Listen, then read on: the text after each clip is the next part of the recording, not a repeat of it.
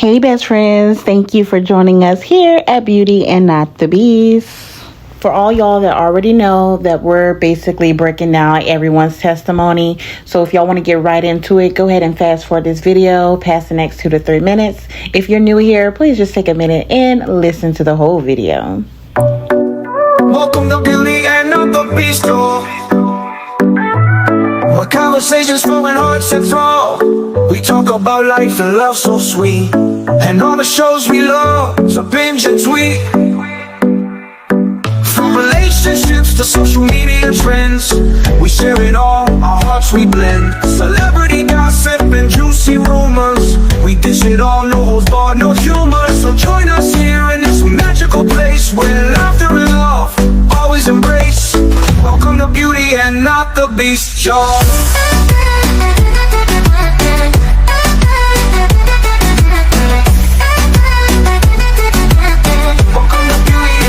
You guys can check our timeline, so make sure you follow us and turn your notification on, because we're breaking down each individual that the state called to the stand testimony. We're going to show their full testimony. We're going to post it individually so that it's convenient, so that you guys can catch up with exactly what was said and what is going on with the Naziah Harris trial before it starts March 2025. Let's get it. All right, you guys, before we press play on this testimony, let me just give you a quick recap. All right, so this trial is going to include a 13-year-old girl by the name of Naziah Harris, a grown man by the name of Jarvis Butts, and a whole lot of adults who failed Naziah. Now, on January the 9th, 2024, 13-year-old Naziah Harris got off her school bus only to never be seen again. Naziah was reported missing January the 9th by her grandmother, the same grandmother who adopted her. That grandmother's name, Annetta Harris. Now, Miss Harris said it wasn't like her to go missing, especially from after school. It wasn't like her at all. But that same grandmother did not report Naziah as missing until the next morning. Now, she didn't report her missing to the police.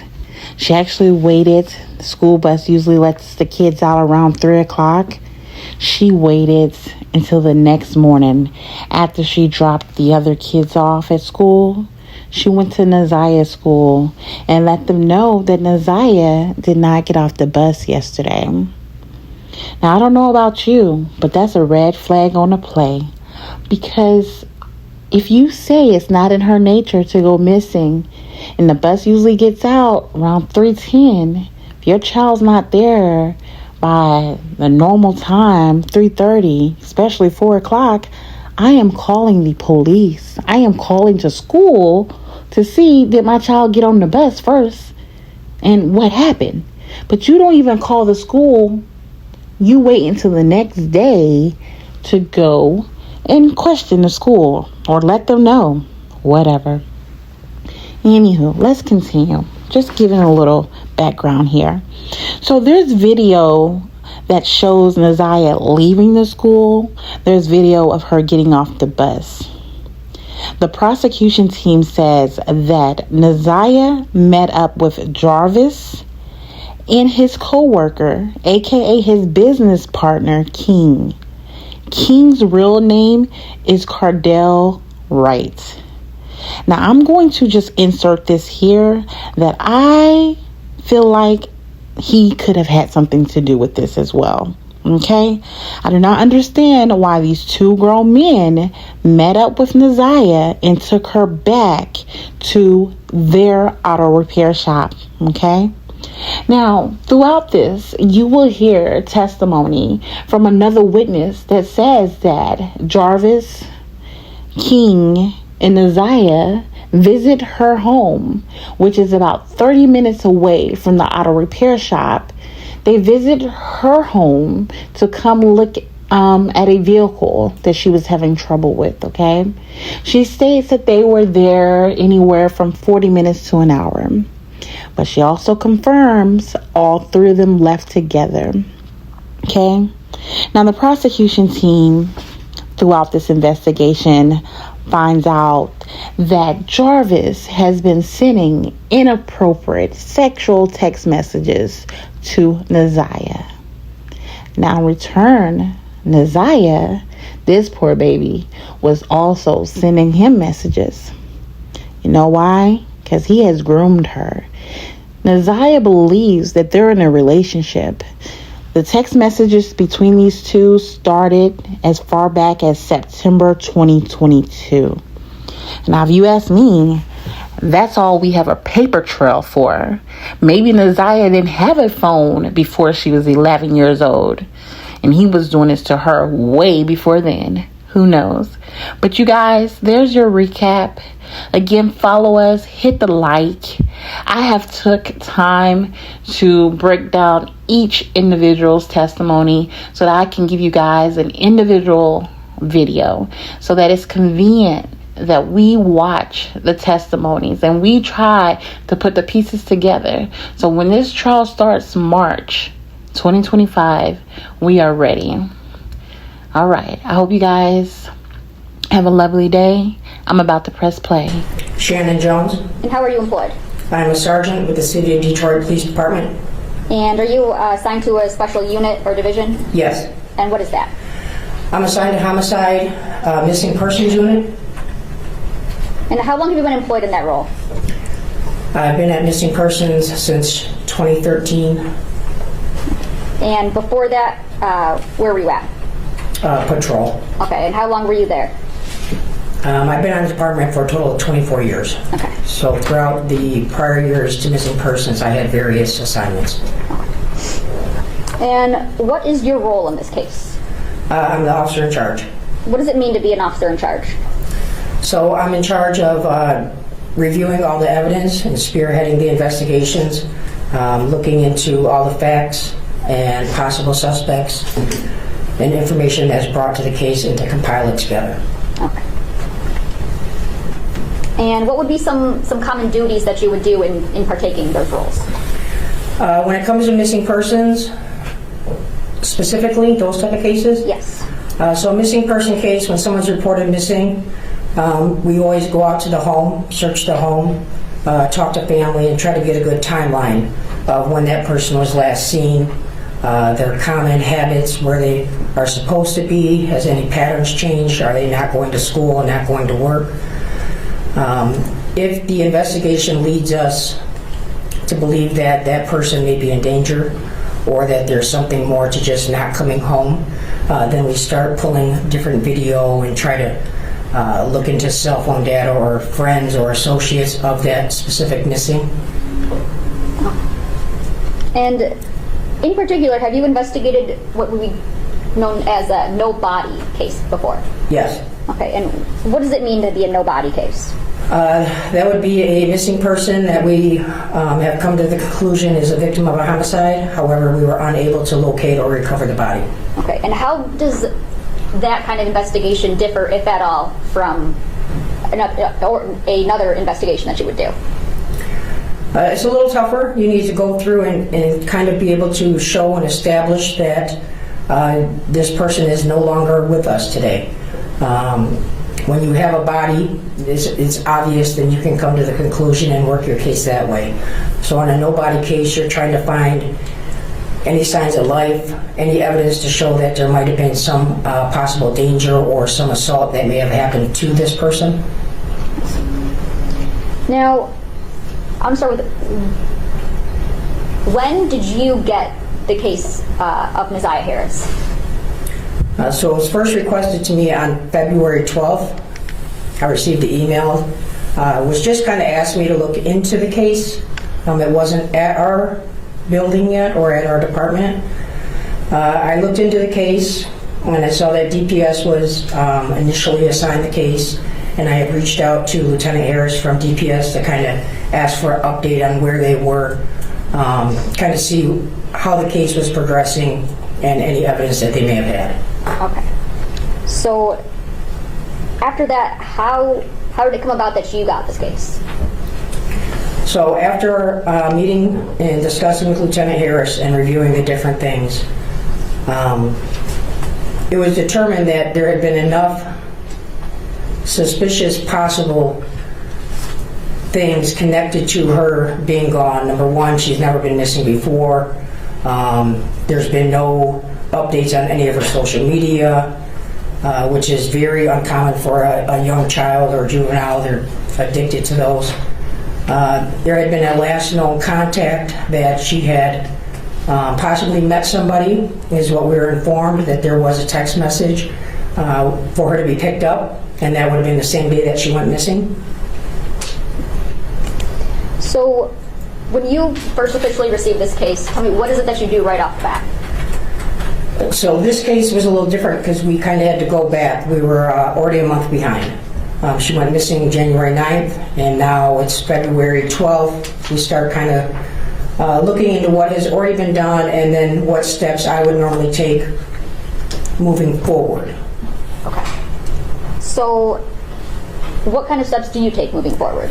So once I reviewed the case, and it was determined that the last person that had contact with Neziah was Jarvis Buds, I then started to look into his phone records, his activity, places that he had been. On the 12th, we had determined there was already an analyst that had looked at different records and given us a location out in Ypsilanti. So I coordinated a search for the very next day on February 13th. We went out to Ypsilanti. We conducted the search. It's a large area, and it wasn't pinpointed down to a specific house. There was a lot of wooded area over there. We had multiple teams out there. There was probably over 60 people at one point. We then started going into different businesses to look for different video that we may be able to recover close to the intersection that we believed would be a good starting point in that search area. And did you recover, or were you able to recover anything or find anything from the Ypsilanti area? We did find some video that was eventually pulled from a gas station.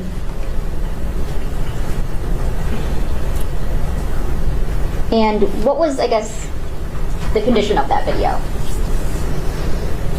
So the video is from a gas station. It shows the intersection, I believe it's Michigan and Carpenter, which is actually, I think that is like a Springfield township. It's kind of like a little small city just outside of Ypsilanti. At that point, we didn't know exactly what we're looking for, so we just kind of pulled like the window that we knew the devices were out there, specifically Jarvis Butt's device that was out there. So we kind of just pull all of that video before we lose it. And then as we gather more information, we can kind of go back and look at the video to see if there's something now that we can focus in on what we should look for. Okay. Now that brings up a good point. You said you're a month behind on this investigation. Yes. So that, fair to say, being a month behind would cause you to potentially lose critical pieces of evidence. Yes. Okay. And some of those pieces of evidence, fair to say, could be videos. Correct. Okay. Why would it be that you would be losing those videos? So most video systems, and every business is different. You got green light, you have businesses and people that have their own residential cameras or property cameras, and it'll vary. Some of them start overwriting in 48 hours, some of them is a week, some may last up to a month. It just depends on how large their system is and how much data it can hold. And is that a struggle that you encountered in this case? Yes. Okay. And where is it that you encountered that? So there's several cameras and videos throughout the entire route of travel that later in the investigation we were able to identify. But as we identified those locations and went to see if video was still able to be there, it had already been overwritten or was not available. Now, I want to take you back. You did the search in Ypsilanti. Did you do any other searches kind of immediately at that time? Yes. Tell me about one of them. We're going to go through them, but start with one of them. Okay. So after we didn't find anything in Ypsilanti, I kind of got to go backwards a little bit and go back to who we had known was the last contact with her, which was Mr. Butts. So we did a search warrant for his home. Later, I believe it was like later that night, 13th into the 14th, we had kind of worked all the way through. We did a search warrant to obtain his cell phone so we could try to do an extraction. We contacted the jail to look through his property. There was no cell phone in the property. We then ordered the jail calls to see if there was any conversations, anybody that he had talked to. We knew that he had turned himself in on February 7th.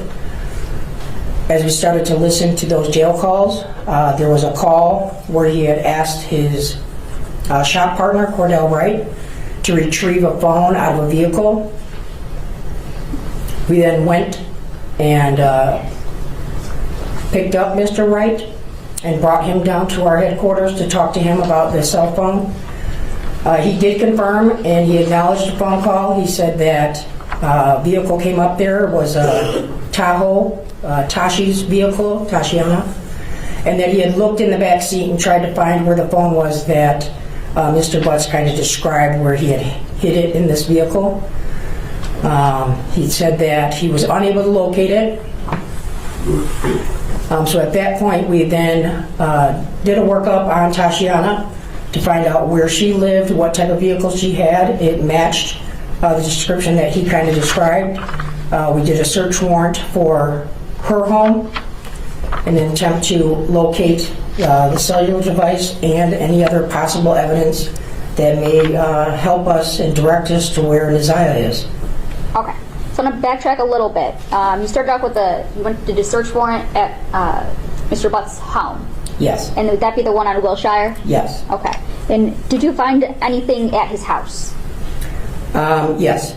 And what is it that you found?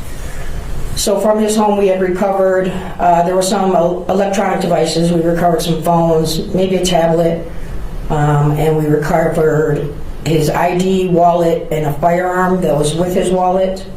I believe there was 2 actual firearms, and then there was a long gun, a rifle that was in the closet. Okay. And did that search warrant include a vehicle? Yes. And what kind of vehicle did it include? It included all vehicles that we believe may be associated. At that time, we impounded a Cadillac Escalade. Now, you said at that point you knew that Mr. Butts had turned himself in is it the Wayne County Jail? Yes. And that was back on February 7th of 2024? Correct. And at that time, did you know how long he was serving a sentence for? We had got information that he was possibly going to be there till December. Okay. And that would be completely unrelated to that sentence is completely unrelated to your investigation? Yes. Okay. And then you said that you had pulled some jail calls, and that's what led you to Cordell Wright. Correct. And that jail call that you had listened to that was previously admitted as People's Exhibit 1? Yes. Okay. And that led you to Tashiana Davis? Correct. And then you subsequently executed a search warrant at her house? Correct. And is that on Neff Street? Yes. Okay. And she had a vehicle there that matched the description that Cordell Wright had given you? Yes. Okay, and would that have been a Chevy Suburban? Yes. Okay. And then you subsequently searched that vehicle? Yes. And what is it that you found in that vehicle? I found in that vehicle a iPhone 11, and it was in the exact area that Mr. Butts had described to his shop partner Cordell where it would be located. Okay. And that phone, okay, so ultimately after you do that, what's the next step that you took? Well, we had to identify that was the actual correct phone. It was in the right place, but we still needed to get it to our headquarters and download it. We had the phone there.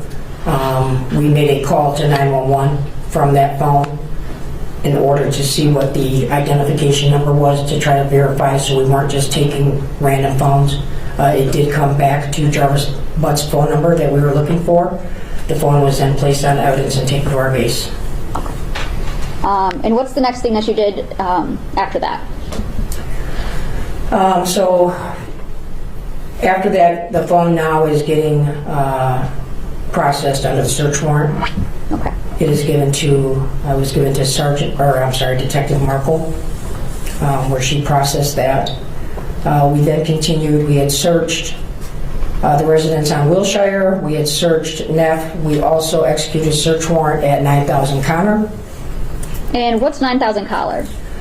9000 Connor is the location that was identified that Jarvis Butts worked at with his shop partner. Okay. And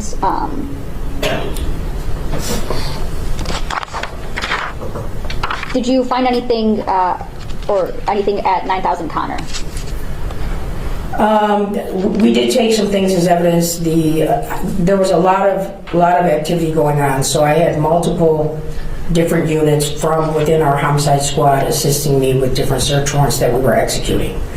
I believe it was the Northeast squad actually executed the Connor location search warrant. They were advised of some items to look for, obviously children's clothing. We had been given a description of a Rugrats jacket with a fur hood. We were given the clothing description. At that time, we were told that the shoes were possibly blue and white Nike shoes that we had been looking for. There was an area in the shop, as I reviewed the evidence, photos where there's like children's coloring books and maybe things that when the children are there that they're using. Were any interviews besides the one with Cordell Wright taking place at this time? So at that time, I had interviewed, when we went to Wilshire, we had interviewed the woman that he lives with. I don't know if that's a fiance or girlfriend, but that was Miss Angel. We interviewed her there. Tashiana was in the hospital when we had executed the search warrant at her house. I had had a conversation with her on the phone while we were there. Her children were there. I scheduled an interview for her later. I believe it might have been like the next day or two later that she came down to headquarters. We had interviewed Cordell at that time, and now we're just kind of going through everything that we had at that moment to try to take the next steps. Okay. When about is Mr. Butts interviewed for the first time? So he was interviewed, we got it, looked at it on the 12th, the 13th, we executed all the search warrants. On the 14th, Mr. Butts, I believe it was the 14th, he was brought down to headquarters, or the 15th. I would have to look. Okay. And that's okay. So it would be just a couple days after you get the case? Yeah. Okay. Based on Mr. Butts' first interview, which your Detective Mays here testify about, did you do anything based off of that interview? So based on that interview, we had obtained the text now, which was turned over to us from DPS, which was the initial, I believe it was like maybe 1 week's worth of text now, so like the very end of December into the 1st of January. So during that interview was when it was asked by Detective Mays and Detective Johnson regarding the text message about meeting to be picked up. Okay. Now, if you know, can you estimate about how many search warrants did you execute? Probably over 20. Throughout the entire, it has to be over 20. And what kind of searches were done in this case in general? So we searched, as far as like land searches. All kinds. All kinds. Well, we searched Ypsilanti as we did our workup, and we're looking at different locations that Mr. Butts had been to. We identified an area out in Clinton Township that he had gone out to back and forth before, and that was an area that Shannon Harris, his child's mother, had lived at. So this was kind of like a route out there, and there was like a big retention pond out there. So that was another place that we had dive teams come out. We had the helicopter, the cadaver dogs, and we searched out in Clinton Township. As we start breaking down the phone, mapping a little bit more on Mr. Butt's phone, it kind of led us to 7 Mile and Berg. And what's out in 7 Mile and Berg? So 7 Mile and Berg, there is a vacant parking lot on the southwest corner. It used to be a golf course. So the entire south side of 7 Mile, from Berg and then heading back east, used to be a golf course, which is now shut down. And then on the other side of Berg, there's a parking lot where it has like a vacant building, which used to be the clubhouse for the golf club. And then right behind that parking lot is the Rouge River. And when's the first time that you get out to 7 Mile and Berg? We went out once. It was probably maybe a couple weeks later that we went out there. We went out there once. I remember it had snowed. So when we went out there, it wasn't as easy to search. We're kind of looking if somebody was just placed out there or if something was easily identifiable, but because of the snow, we knew that we were going to have to come back again once that melted because it'd be easier to see underneath. Okay. And so do you go out there again? Yeah, we've been out there multiple times. I've probably been out there 7, 8 times, all with various dive teams. We searched the complete river from 8 Mile all the way down past 96 on foot with cadaver dogs, in boats, in the water. There's several log jams. We had state police actually had their helicopter fly the entire route so we could GPS all the log jams. We had to coordinate with specialized teams to come in to help cut these log jams apart, which go throughout the river. And then throughout the season, obviously we had some rain, so the water goes up and down, which now brings the debris onto the land, so you have to actually search the land a couple hundred feet. And in some places that the water has pulled debris. We searched the homes, as I said, searched the vehicles. All right. So when you're out there at 7 Mile and Berg, do you have an idea of what you're looking for? Yes. Okay. And what was the idea of what you're looking for? So initially when we were out there, again, we had the clothing description. We had the picture of her that she had sent that night or that day that she went missing on the 9th. So we were looking for the black hoodie. We were looking for, again, initially we were told blue and white gym shoes. Now, is there a time where that changes? Yes. Okay, and what is it that makes that change? So as we go out to areas and search, when we leave, a lot of times large community groups may go out there, right? And they saw that we were at 7 and Berg, and I know people come out there to help. There was a group that had been out there and they were recording, and they saw a pair of Nike shoes, which were the red and black. We were alerted of those on our initial search. It's documented in our river search report. But because we weren't focused on the red and black and we were looking for blue and white Nike shoes, we left them there, but we did GPS the coordinates. Stop you right there. That would have been Border Patrol Agent Wyatt Barnes. Yes. Okay, you heard his testimony. Yes. All right. So continue. Yeah. So on our initial search, we knew they were out there. The pink hoodie was identified, but we didn't collect them because, again, we didn't have anything about a pink hoodie or a pink onesie. And the shoes weren't matching. And there's a lot of clothing out there. There's a lot of shoes out there. There's people's clothes. There's all type of debris. So I can't collect every single piece of clothing and article that we find. Later, I get the information that as the search team is out there, they had called 911 because they saw these shoes. And they posted a picture of these shoes somewhere or sent it to Naziah's brother. Naziah's brother then reached out to me and he sent me a picture of Naziah wearing the black and white Nike shoes. Okay. Once I saw she had the exact same shoes on that are depicted, that were described out there, I knew immediately where to go.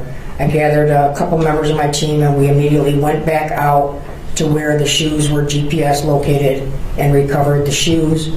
As we were there, that's when we found the black hoodie and then the pink jumpsuit that had been laid out by Agent Wyatt. Okay. Now, as it relates to those red and black Nike shoes, you had a photo that they were associated with Neziah in some way.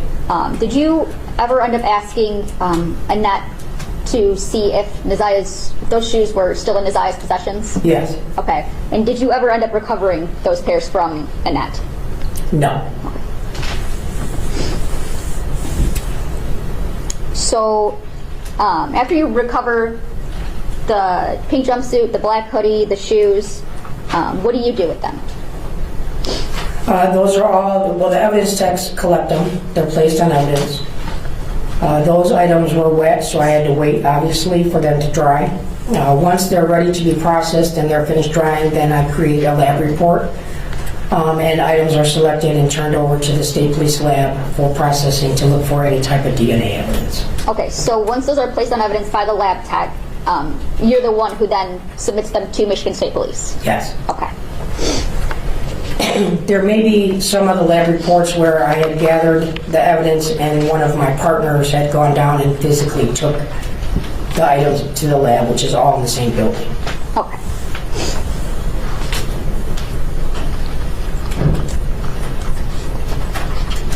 Now,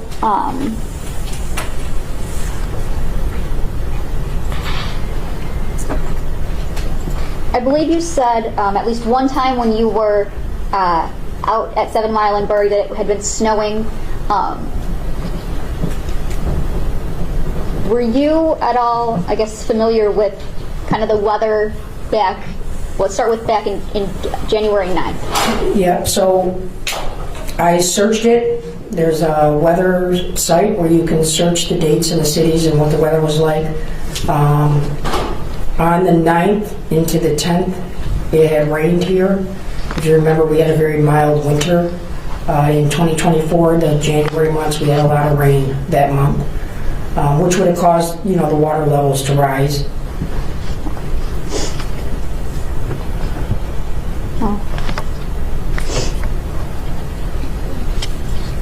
Now,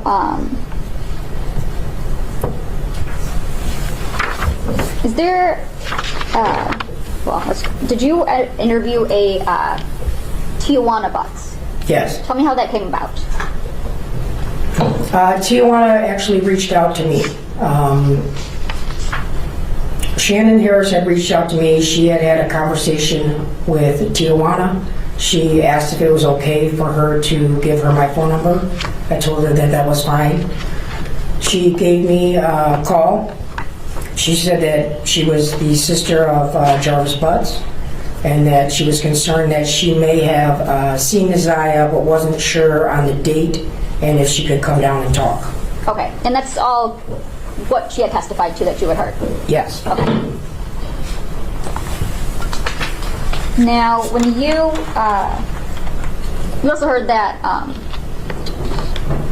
she had given Detroit police consent to look at her phone locations and perform a phone extraction. Yes. And that Detective Sarah Markle is actually the one who performed that extraction. Yes. Okay. Did you yourself look at the phone location data that was on Tijuana's phone? Yes, so even before we extracted the phone, when she was in there in the interview, she had given me consent to look at her phone. She wasn't quite sure how to get to the locations. She had Google on her phone, so we went to the Google Maps, went to her timeline, and then specifically clicked on January 9th to see if it showed her route. When we got to the January 9th date, it was confirmed that that is the date that she was at 9000 Connor. And it helped us with the timeline of when she was there compared to when we know Mr. Butts left that location to head out to Ypsilanti on the 9th. And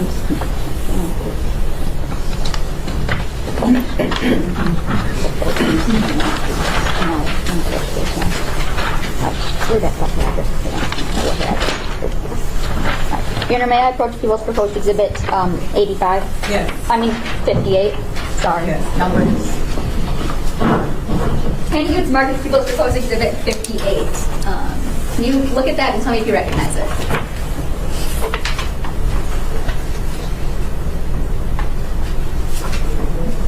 Yes, this is a cell-brite extraction report that was conducted by Detective Markle for Tijuana Butts cellular device. Okay. And that report specifically includes the location data and in the subsequent pages as it relates to the Butts' skull. Is that fair? Yes. Okay. And is that a fair and accurate depiction of the screenshot photo locations, location data from Tijuana Butts' phone that you observed that the day when you interviewed her? Yes. And I move for the admission of People's Proposed Exhibit 58. No objection, Your Honor. Would it be in the People's 58? And I want to direct you to I guess it's going to be page 3 of the report. Let's go with 4 of the report.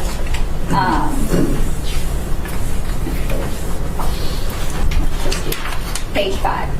Where does it say that Ms. Butts was from 3:45 p.m. to 5:16 p.m.? So it gives the location described as, on here it says Citgo, and it gives the address of 9000 Connor Street, Detroit, Michigan, 48213. And do you know do you know Mr. Butts' 9000 Connor auto shop to be connected with a gas station? Yes. Okay.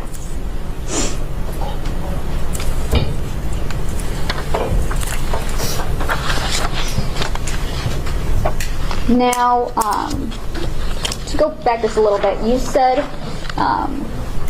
you were kind of going through all the phone mapping in order to kind of backtrack as to where your investigation goes and where you should search. Yes. And those maps were testified to by Sergeant O'Rourke. Yes. Okay. Now, she mapped certain locations, and she believes she stated that you had given her some of those locations to map. Correct. Okay. Now, I want to direct you to in People's Exhibits 33, 34. Here, may I approach? The blue dot here. What is it that indicates, and what is the importance of that?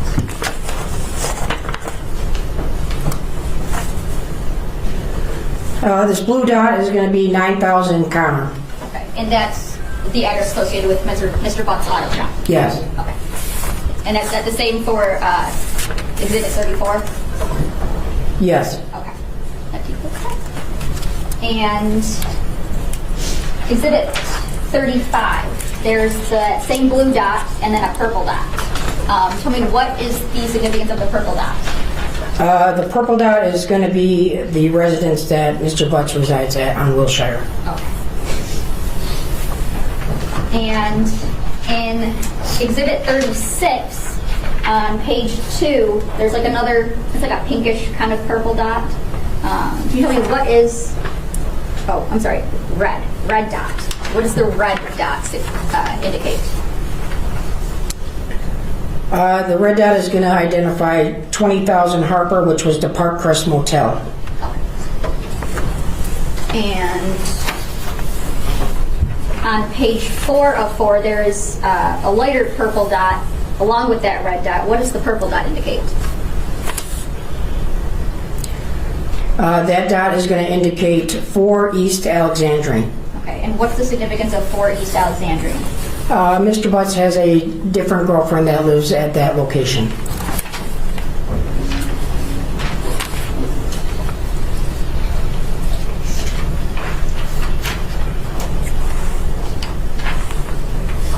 And in People's 38, there's a red dot. Which dot is that? That would identify 7 Mile and Berg. Okay. And is that the same 7 Mile and Berg? You tell me. What was found at 7 Mile and Berg area again? 7 Mile and Berg area is where we identified the hoodie, the pink jumpsuit, and the shoes. And it's also the area that Mr. Butt's phone was mapping with. There's an additional search area that I did not include when she had asked me before, and that was where the ID was found. We had found the ID, or received the 911 call for the ID before we went back the second time out for the shoes at 7 Mile and Berg. So we had also searched all the Evergreen. There's the Henry Ford High School over there. We searched behind the school, the wooded areas, and all the vacant homes in that surrounding as well.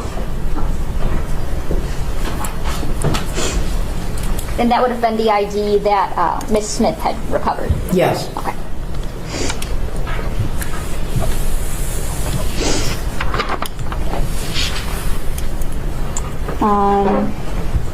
Now I want to go into, you had a chance to go through Mr. Butt's phone extraction, is that fair?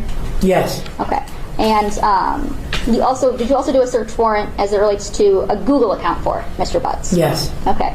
And how was it that you knew what his Google Gmail was? That was documented when I went through the cell phone. Okay.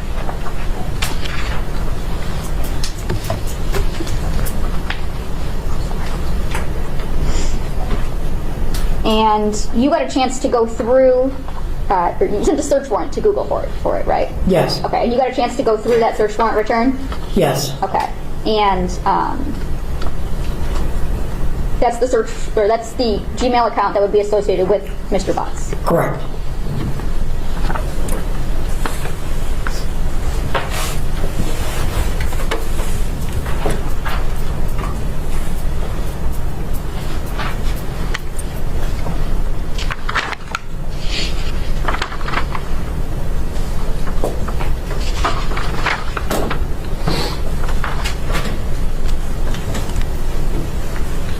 And now may I propose Exhibit 63?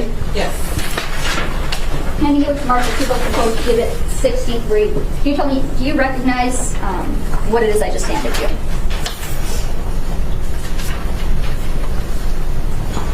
Yes, this contains jarvisbutts82 at gmail.com, which was his Google subscriber information. And that's the first page. And the second page is, what would those include? The next pages include searches that I located inside that Google return that we received from Google. Okay. And does that document fairly and accurately depict what it is you received back from Google as it relates to a search warrant for jarvisbutts82 at gmail.com? Yes. And I move for the admission of People's Proposed Exhibit, I forgot, 63. Any objection? No objection. It'll be admitted as People's 63. Okay. Now I want to go back to the first page and use it with the subscriber information. Tell me, who is the subscriber? So it has a Google account ID number, then it gives a name that says Jarvis Butts. It has an email address, jarvisbutts82 at gmail.com. There's also a phone number that's connected to it, which is 313-585-8719. And is there a birthday associated with that?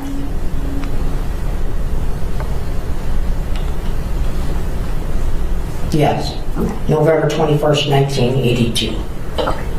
And moving on to the searches, what dates do those searches encompass? These searches are December 9th,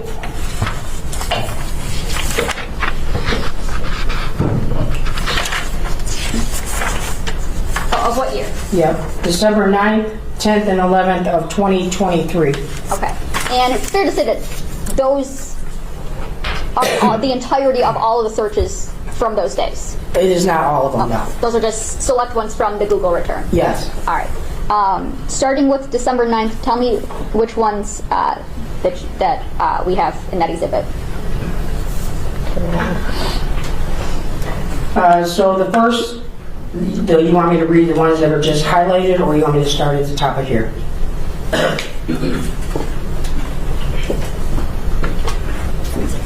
So,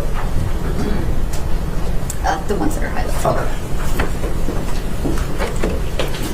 Just start with the ones that are highlighted. Yeah, so this search was December 9th, 2023 at 3:32 UTC time.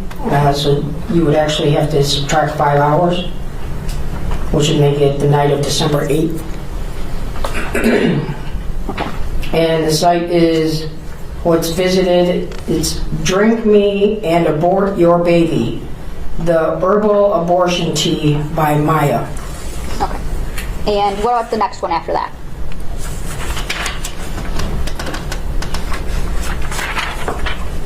There is a site that's visited on December, it says here December 10th, 2023 at 9:32 p.m. UTC, so -5.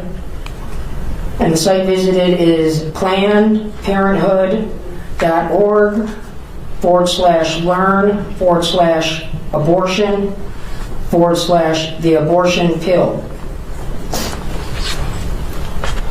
And next- yes, the next The one. next search is immediately after that, so December 10th at 9:32 p.m. UTC, the abortion pill, get the facts about medication abortion.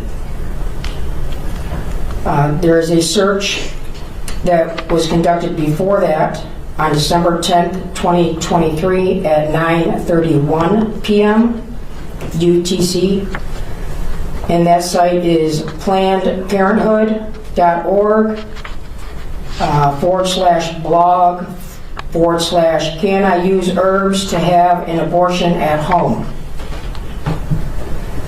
And the next The one? next one is December 10th, 2023 at 9:31 p.m. UTC. Can I use herbs to have an abortion at home? Planned Parenthood. And the next one? The next one is December 10th, 2023 at 9:36 p.m. UTC, so again, -5 hours. And that site is, it's ansirh.org, research, over-counter medication abortion. Search December 10th, 2023 at 9:36 p.m. Over-the-counter medication abortion, and that's from that same place before, ANSIRH. December 10th, 2023 at 9:32. Planned Parenthood, abortion, the abortion pill, how do I have an abortion using only misoprostol, misoprostol. The next search, December 10th, 2023 at 9:32. Planned Parenthood, learn abortion, the abortion pill. So it's like the same, back and forth to the same site.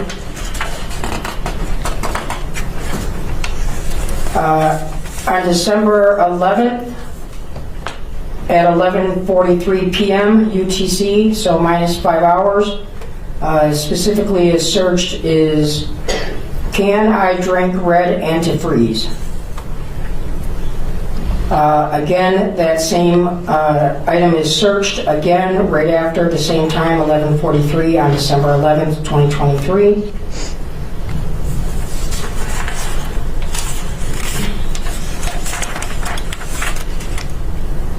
And I believe that's it.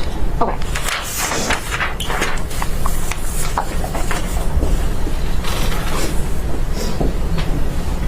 Thank you.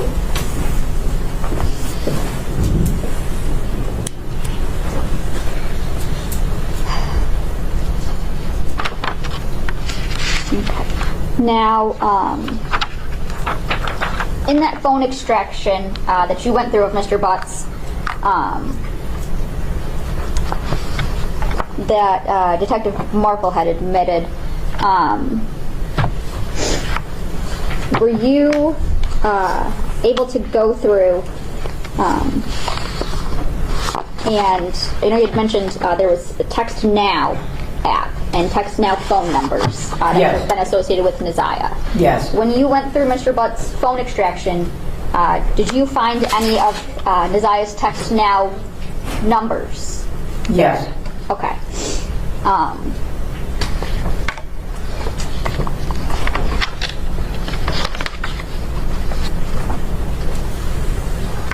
And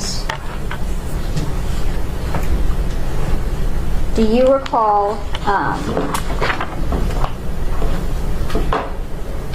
if what was on his phone? But first of all, did you eventually do a search warrant for Text Now? Yes. Okay, and did you receive messages back from Text Now?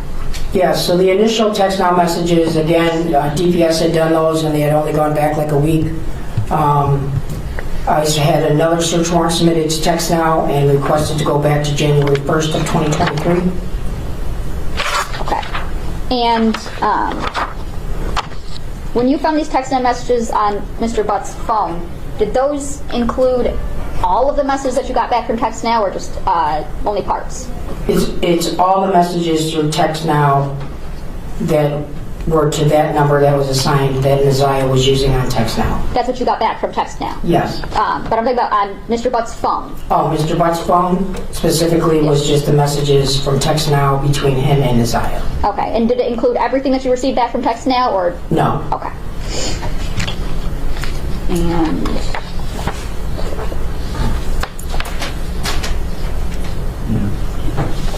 Tanner, may I approach? Yes. Approaching with Nichols, proposed exhibits 46 and 47. Can you tell me, in exhibit 46, do you recognize what I handed you? Yes, this is an extraction report for a iPhone, and it was for phone number account 313-585-8719. And this is the section in that extraction about messages. Okay. And is that exhibit, proposed exhibit 46, is that a fair and accurate depiction of the messages that were on Jarvis Butt's phone between his phone number and the number 213-743-3173? 231, yes. 231. Yes, 231. Yes. Sorry, numbers. 231-743-3137. Yes, Okay. And those are the ones that you had seen on Mr. Butt's phone. correct. And I move for the admission of people's proposed exhibit 46. No objection. It'll be admitted as Peoples 46. And those cover a period of October 7th, 2023 through November 23rd, 2023. Is that fair? Yes. Okay. And now I want to show you proposed exhibit 47. Do you recognize what I handed you in 47? Yes, this is another extraction from the phone, and this is under the message section. And is that a fair and accurate depiction of the messages that you went through on Mr. Butt's phone to the number 313-379-5882? Yes. Okay. And I would move for the admission of people's proposed exhibit 47. No objection, Your Honor. It'll be admitted as Peoples 47. Can you repeat that phone number? Yeah, 313-379-5882. Thank you. Thank you. And those would be from the date period of September 26th, 2022 through September 30th, 2022. Yes.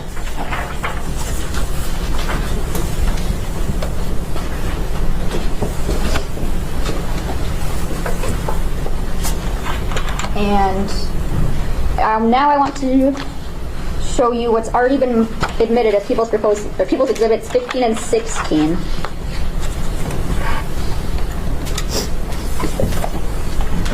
And these were already admitted. These are certified copies of Text Now messages.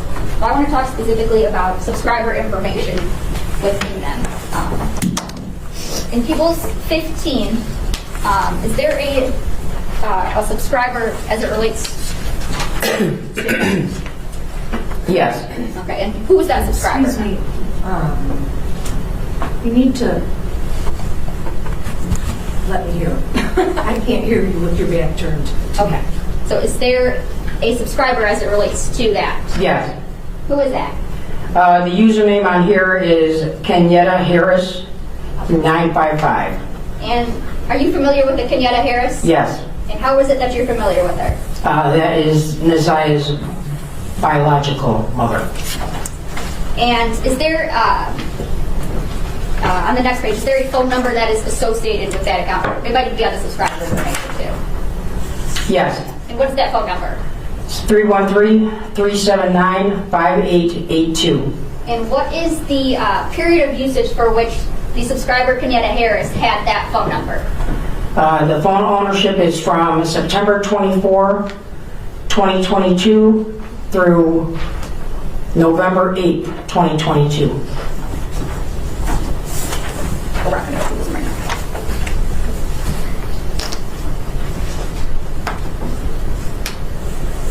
And for the subscriber information in People's 16, can you tell me who is the subscriber there? The subscriber here, the username is Nazia Harris 74.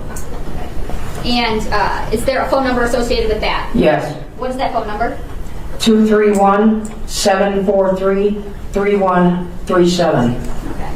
And is there a phone ownership date period for that? Yes. What's that date period? January 1st, 2024 to February 6th, 2024.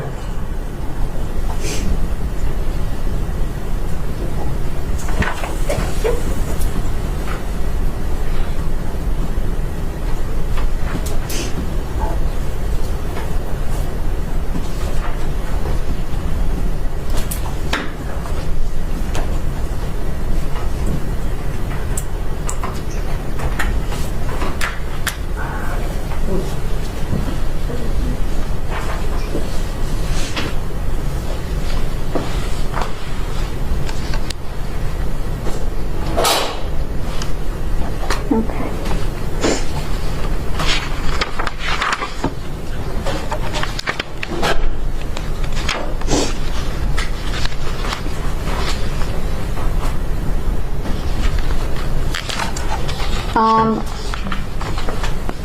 Are you familiar with the location of 17500 East Warren Avenue in the city of Detroit? Yes. And Your Honor, may I approach? Yes. Somebody's already admitted.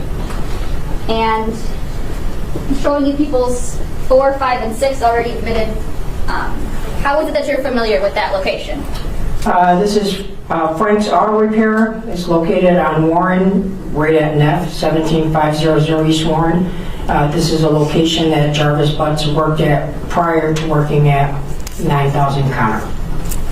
And that's in the city of Detroit, Wayne County? Yes.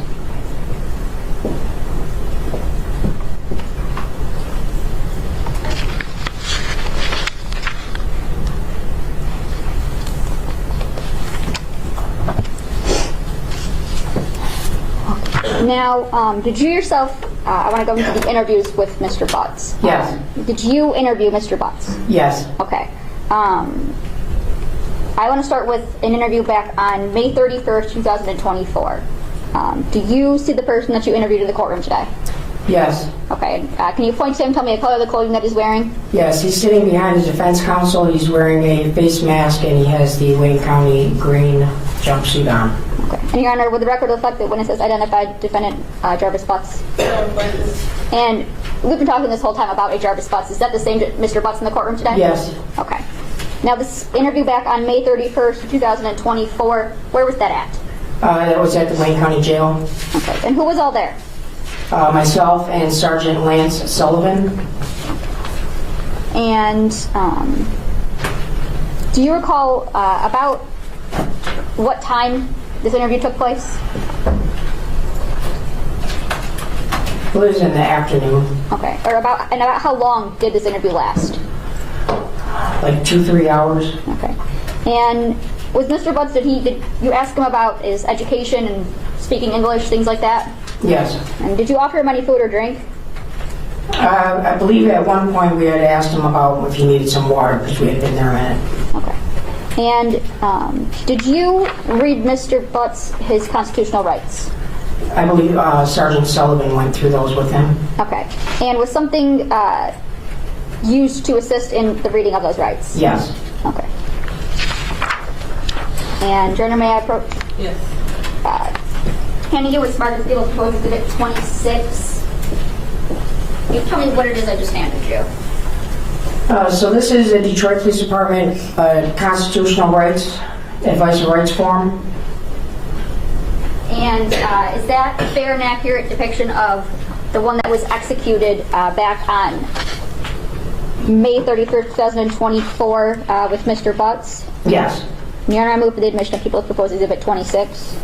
No objection, Your Honor. It will be admitted as People's 26. Thank you. And did Mr. Butts, did he sign or initial acknowledging his rights? Yes, he read them and he initialed them and he signed. Okay. And did he agree to speak with you too? Yes. Okay. And I would pass for voluntariness.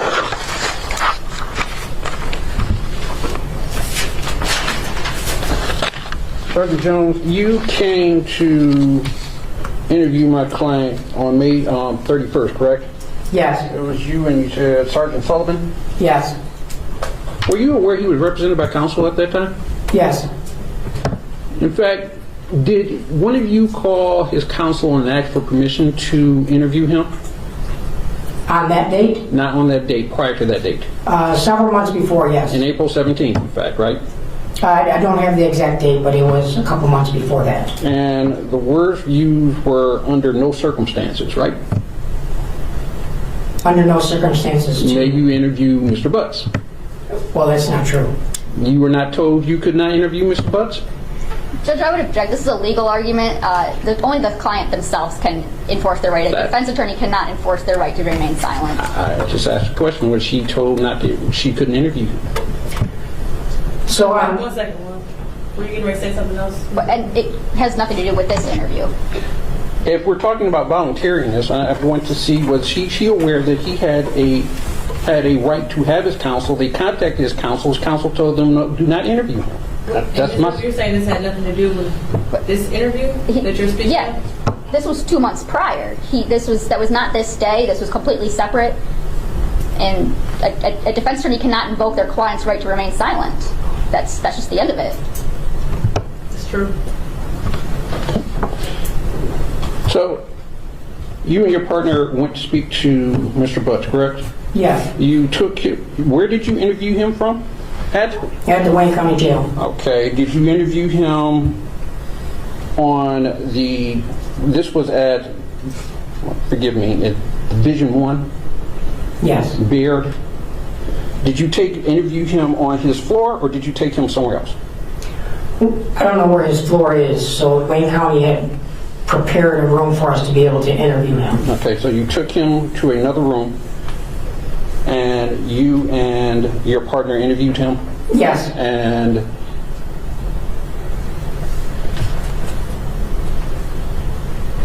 you gave him his constitutional rights, and you did not give him food or water, correct?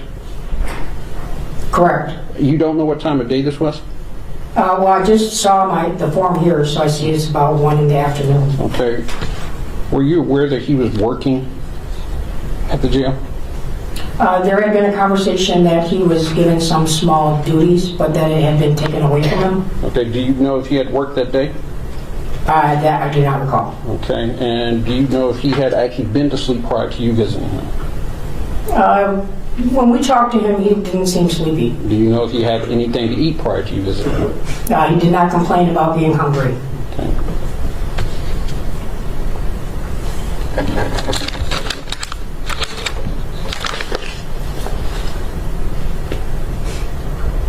Yeah, we're going to pass voluntariness.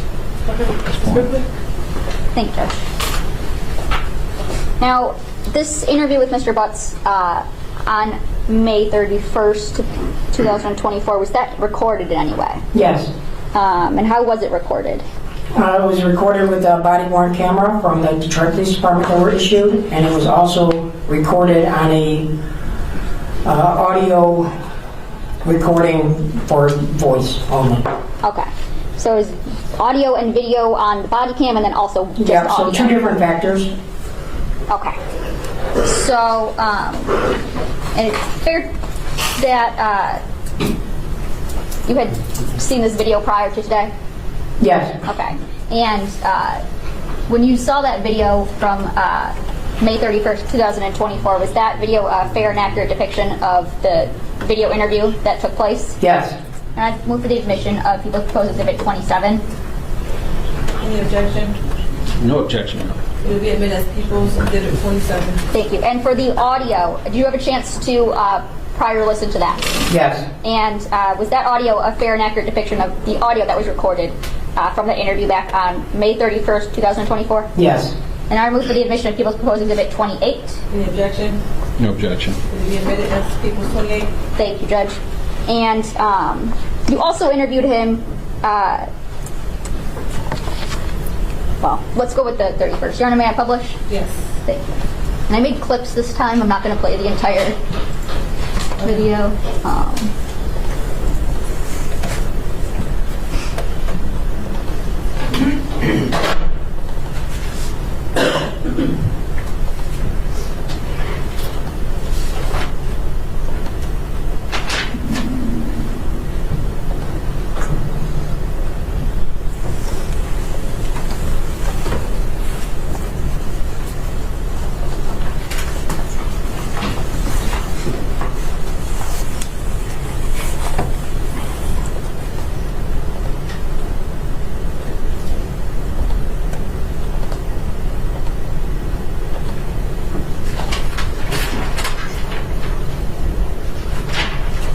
And for the record, this is from Exhibit 26, and it's clip 1.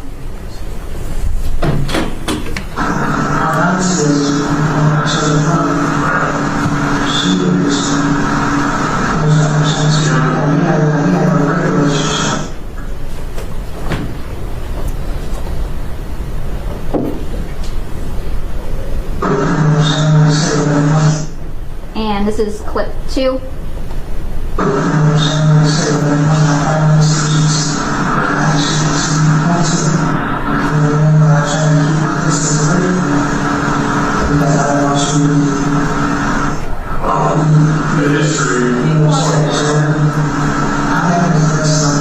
I can't hear anything he's saying.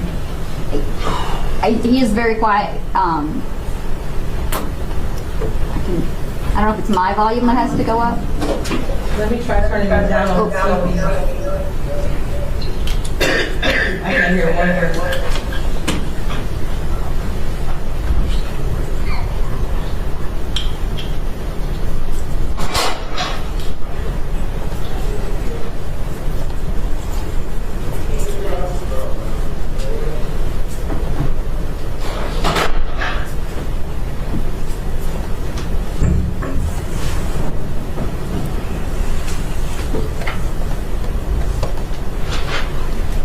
Let me try now. This is starting it for clip 2.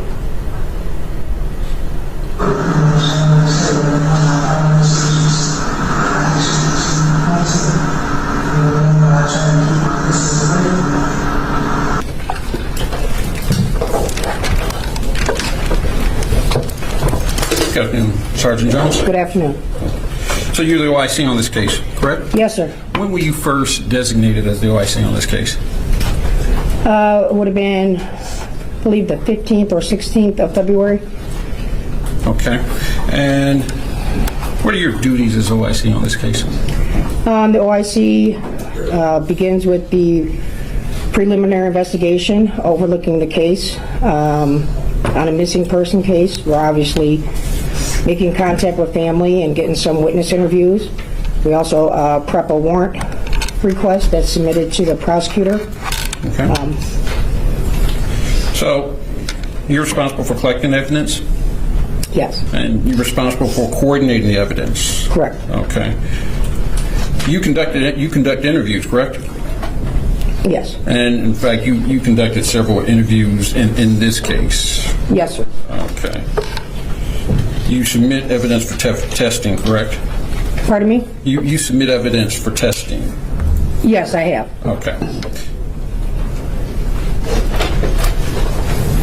And I've seen the prosecution refer to you to make sure they haven't missed anything, correct?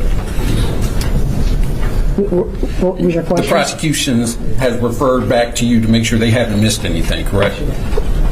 Correct. So you're the person that makes sure everything in the file is together, correct? Correct. And you interviewed several of Mr. Butts' girlfriends, correct? Yes. You interviewed, I believe, Tashiana Davis and Shannon Harris on the 15th. Yes. And you interviewed Najeen Rushing on the 29th, correct? I haven't looked at that date, but I trust that that's the 29th. Okay. Did you interview any of his other girlfriends? Yes. Okay. Which girlfriends did you interview? I interviewed Kizzy Young. Okay. There's Tashiana Davis. Okay. Angela, and I just cannot remember her last name at the moment, but she is who he resides with on Wilshire. Okay. I attempted to make a phone call to another girlfriend. I'd have to look at my reports, but she never came in for an interview. All right.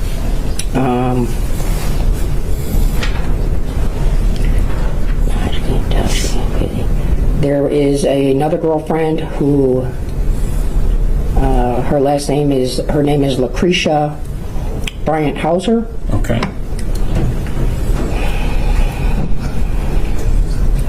That may be all the girlfriends. I may be missing one. I would have to relook at all the witness statements. So you are aware that Mr. Butts has quite a few girlfriends, correct? Correct. All right.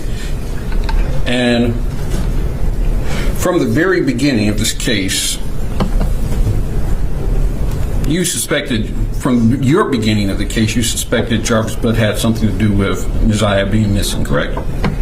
Well, when we were discussing the case on the first day, February 12th, DPS had told us the last person that they had contact with and they identified as Jarvis Butts.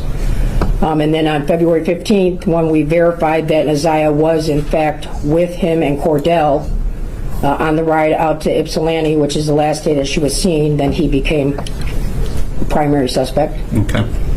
And from the beginning, you didn't suspect this was a missing person case.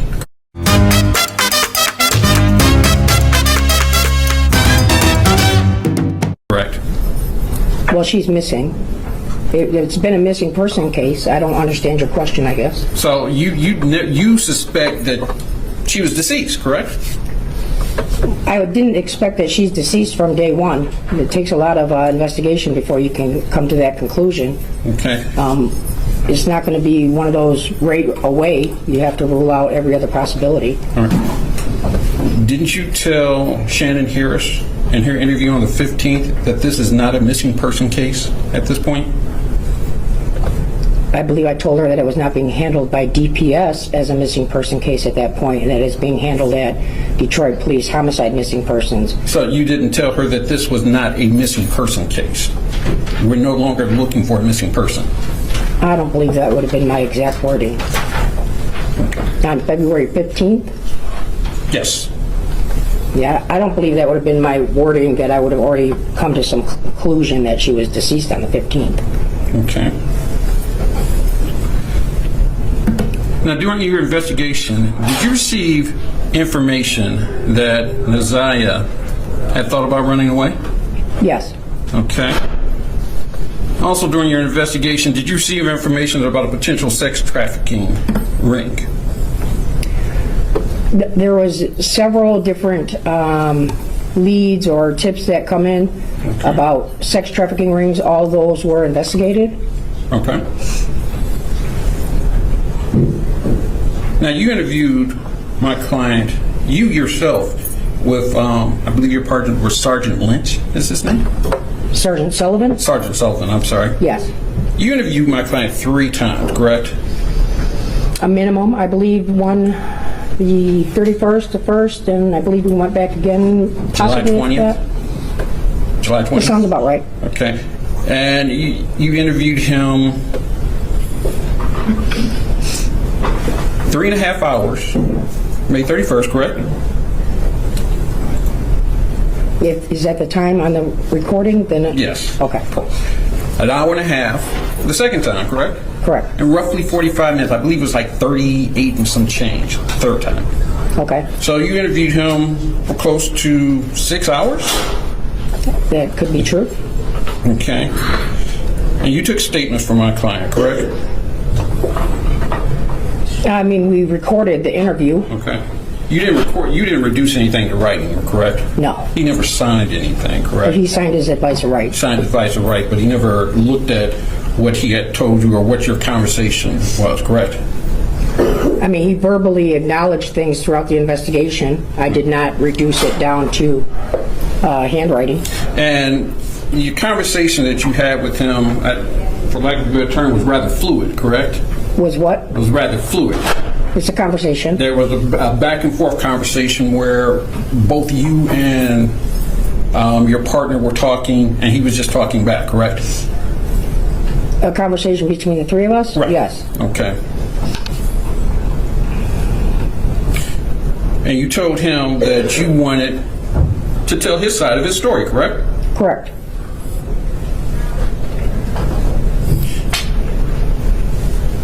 He did tell you that he was joking about the messages he sent, correct? The initial messages? Yes. So in the very beginning of the interview, he starts off where he denies that that was her. He claimed that he was sending them to his child's mother. It then turned into that he was just joking around with Naziah for entertainment purposes. Okay. Then he admits to that all the messages were in fact to Naziah and not to Shannon, because he could never tell that that wasn't Shannon talking as you went through the rest of the messages. But he told you that... Sorry, just one moment.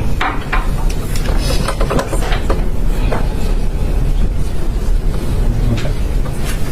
All right.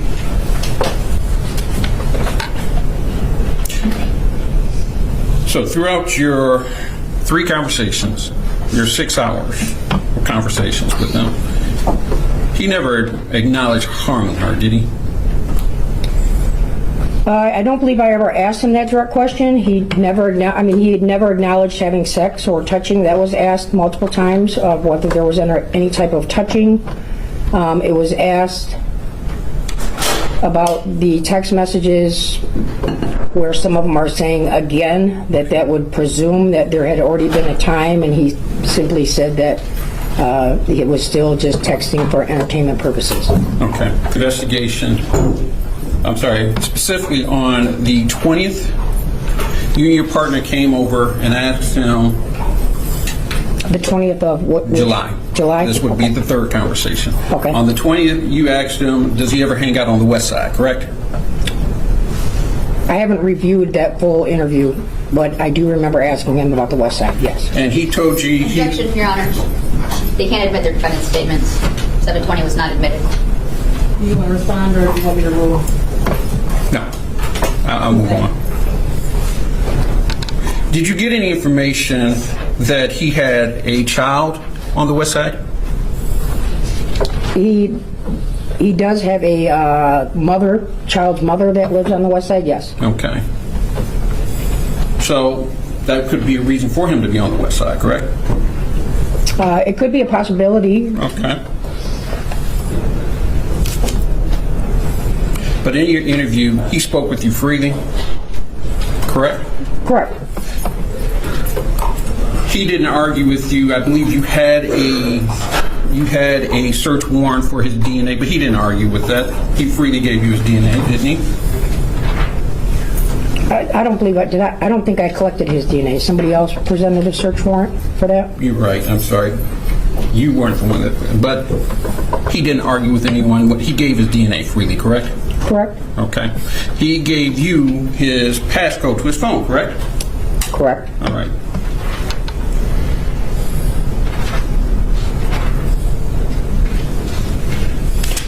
Now, you said you that you searched the 7 Mile and Berg area, correct? Yes. And you mentioned that this was a former golf course. Now it's abandoned, correct? Yes. And there is a parking structure across the street, correct? Well, parking lot. A parking lot, thank you. Yes. And this abuts the Rouge River, correct? Yes. There's also residential streets over there, correct? Correct. Shiawassee over there, correct? Yes. Appleton, Pembroke, Vassar, those are all residential streets, correct? Yes. And those are all in the same area, correct? Correct.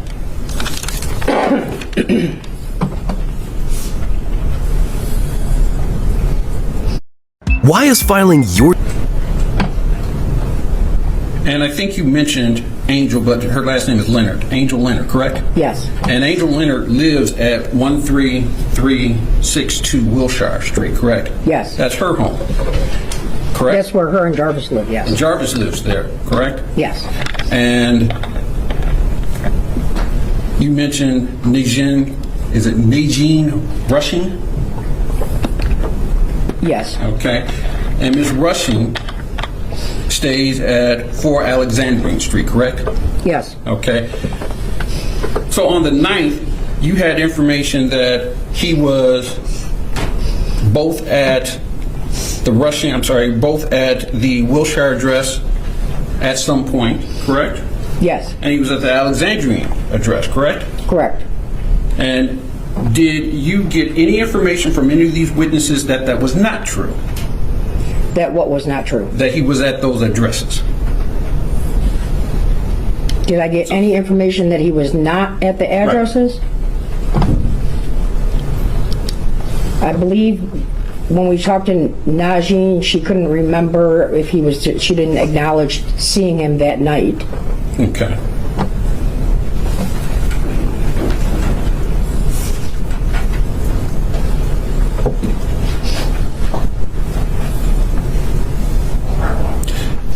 And would you agree, how do I say this? Mr. Butts is a complicated life, correct? Mr. Butts created a complicated life, He yes. has multiple girlfriends, correct? Correct. He is juggling girlfriend 1 through I don't know how many, correct? Yes. And he does things to juggle all these girlfriends, correct? He may lie to his girlfriend about someone else, correct? He may park around the block so that another girlfriend can't see her car. He may borrow a car. All that true? Is that fair? It's fair. Lying is not a crime, is it? Or lying to a girlfriend is not a crime, is it? Well, lying to a girlfriend is not a crime, no. Okay. And you spend a lot of time talking about text messages on the record. All right? Can I take you back to some of those text messages? Do you still have them with you? I do. Okay. Let's go back to September 26th Of which year? of 2023. September 26th? Right.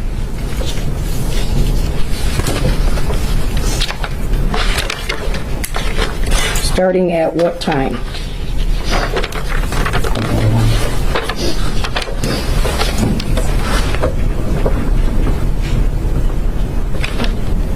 Okay.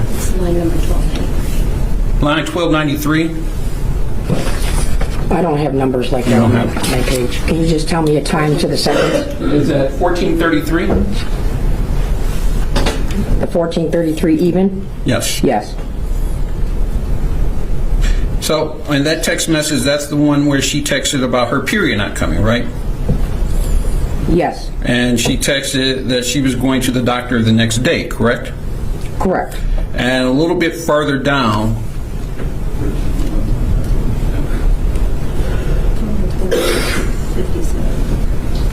at 1457,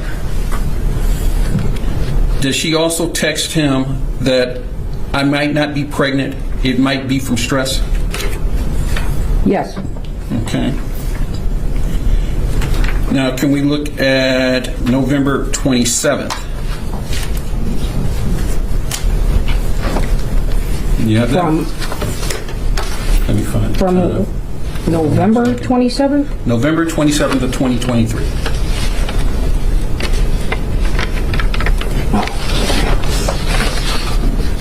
Okay.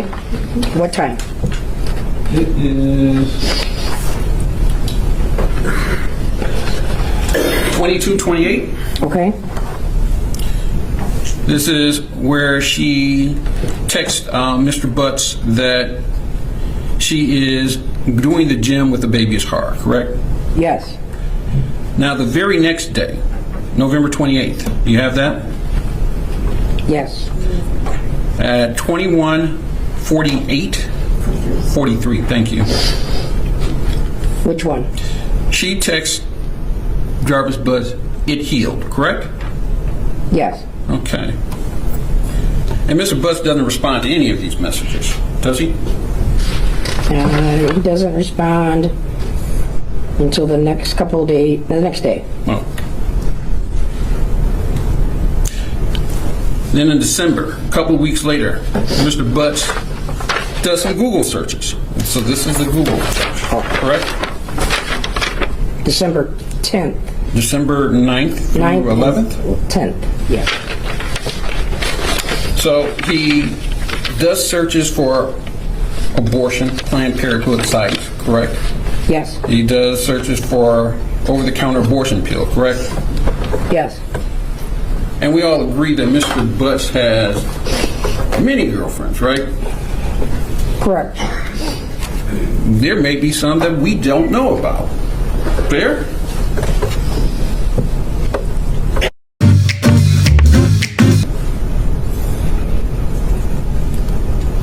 So, any testimony that says that these text messages, these website searches were regarding Isaiah Harris would be speculation, right?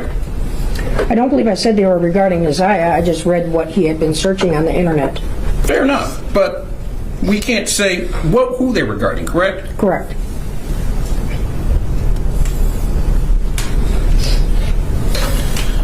So you testified that you found some guns, correct? Correct. You said you found a long gun, I believe, at 13362 Wilshire, Angel Leonard's house? Yes. Okay. And did you find that gun was registered to her? Yes. Okay. And you said you found a couple of other guns, correct? Correct. Were those guns operable? I don't test fire the weapons. Okay. So I take I would those- have to look at the laboratory report to see if they test fired them. Okay. Do you know if any of those guns were tested for DNA?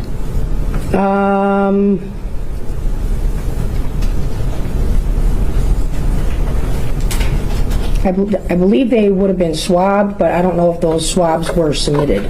Okay. You also testified that you found several knives in one of the vehicles, correct? Correct. All right. Did you test the knives? I know you tested at least one knife for Yes. for DNA. Did you test the other knives for DNA? The other knives were not tested, no. Okay. And did you test any of the knives for blood?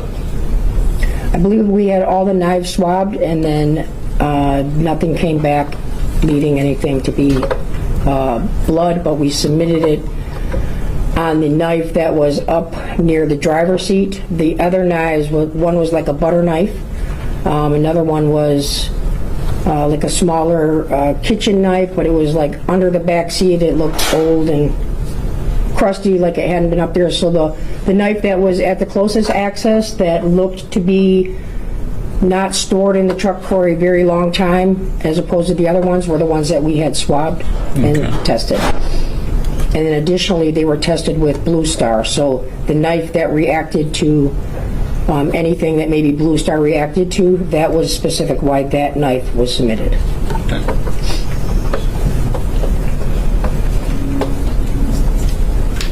So there was no blood found on that knife, correct? Correct. So there was testimony about a black hoodie that was found, correct? Yes. Did you personally examine this hoodie?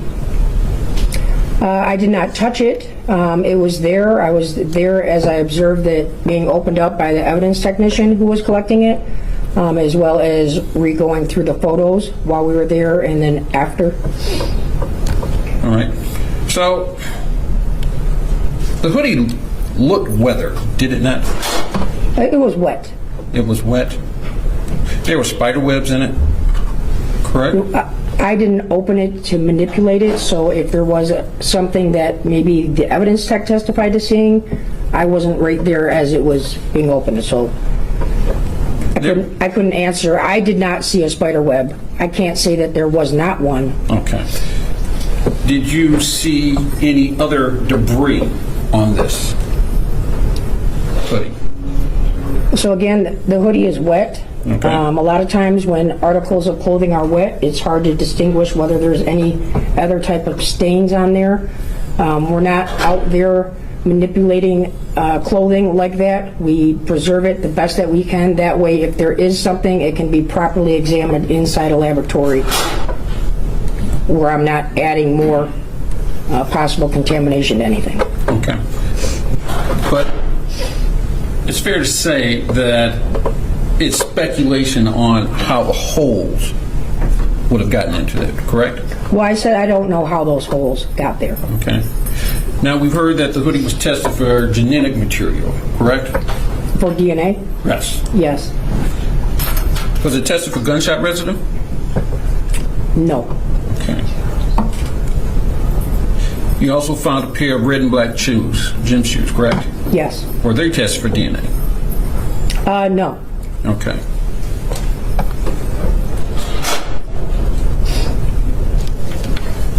And you seized several cars in this investigation, correct? Throughout the investigation, yes. Okay. You had a cadaver dog pass through the car, correct? Correct. Did the cadaver dog give you a hit on any car? No. Okay. Just a moment.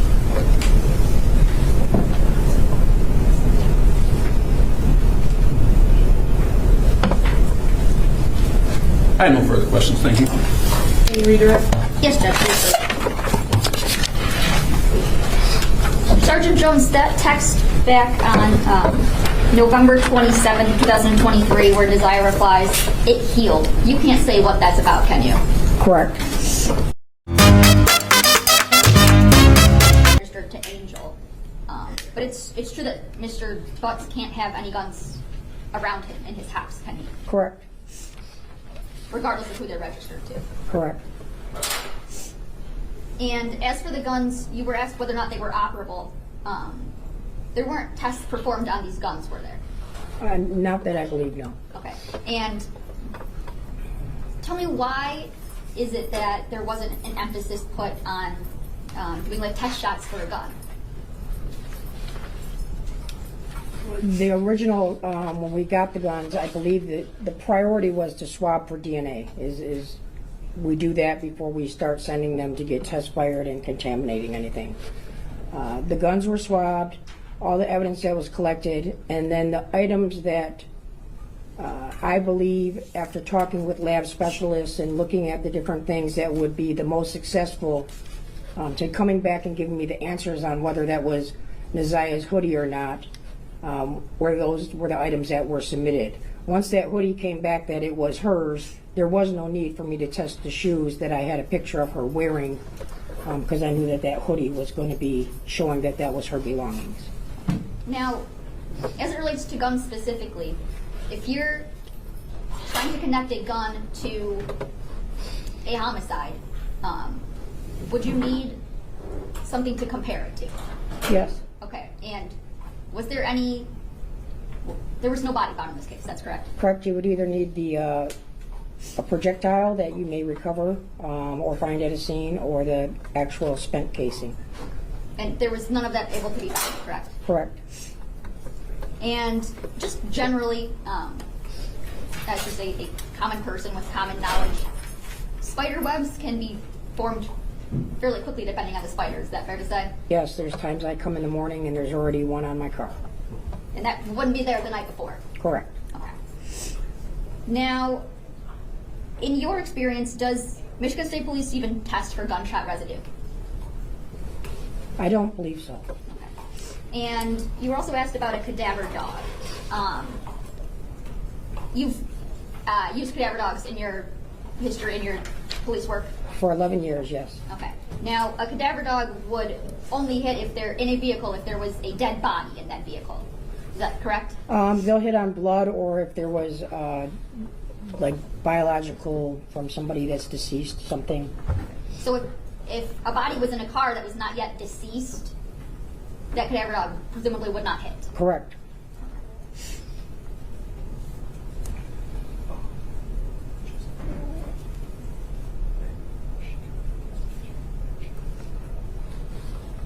And you got this investigation in February around the 14th or 15th? Yes. Okay. And when was that knife found in Mr. Butt's car?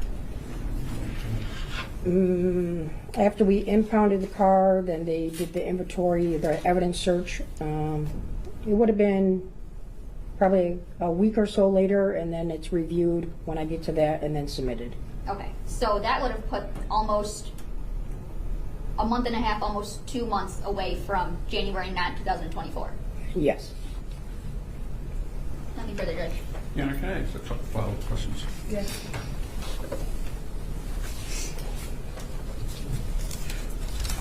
So if a gun was used in a homicide, maybe not as a shooting, maybe as just a blunt force instrument, or if it was or if it was a close range shot, couldn't blood or skin cells be on the gun? Yes. Nothing further.